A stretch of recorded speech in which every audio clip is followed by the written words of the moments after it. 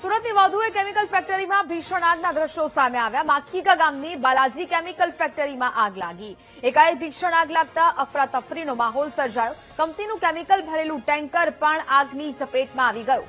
ભીષણ આગને પગલે 10 થી વધુ ફાયરની ટીમ ઘટના સ્થળે પહોંચી આગ પર કાબુ મેળવવા ફાયર વિભાગે પ્રયાસ છે તે હાથ ધર્યા છે।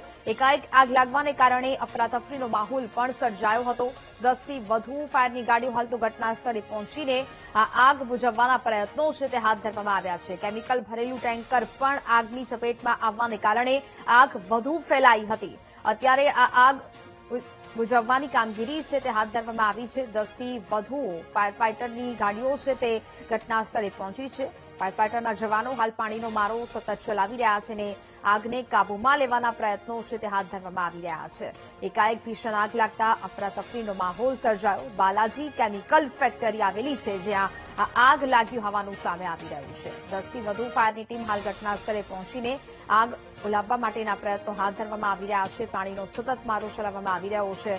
સ્થાનિકો પણ ત્યાં મોટી સંખ્યામાં જોવા મળી રહ્યા છે અને જ્યાં આગ લાગવાની સાથે અફરાતફરી સર્જાઈ હતી સામે પડેલું એક કેમિકલ ભરેલું ટેન્કર પણ આગની ચપેટમાં આવવાને કારણે ખૂબ મોટું નુકસાન થયું છે ને જેને કારણે આગના ખૂટેખૂટા પણ આકાશમાં ઉડતા જોવા મળ્યા હતા અને આ સમગ્ર સ્થિતિ અત્યારે જોવા મળી રહી છે। સંવાદદાતા નિર્મલ ફોન લાઈન પર જોડાયા છે। નિર્મલ, સુરતની વધુ એક કેમિકલ ફેક્ટરીમાં ભીષણ આગ લાગી છે, શું સ્થિતિ છે હાલ ત્યાંની?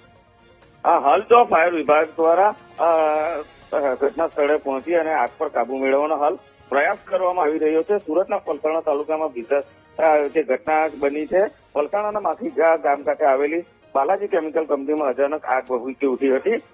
ચાલુ કંપનીમાં આગ લગતા ઘરે અફરાતફરી મચી ગઈ હતી। કેમિકલ ભરેલું એક ટેન્કર તેમજ કંપનીમાં ઉભેલો ટેમ્પો પણ આગની ચપેટમાં આવી ગયો છે।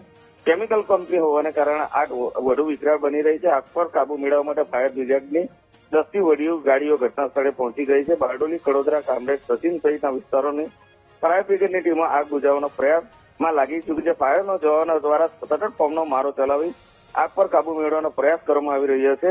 હાલ પલસાણા પોલીસ પણ ઘટના સ્થળે પહોંચી અને ફાયર વિભાગની ટીમ દ્વારા આ જે કંપની છે, જે આગ લાગી છે, આગ પર કાબુ મેળવવાનો હાલ પ્રયાસ હાથ ધરી રહી છે। બિલકુલ નિર્મલ, જાણકારી બદલ આપનો આભાર।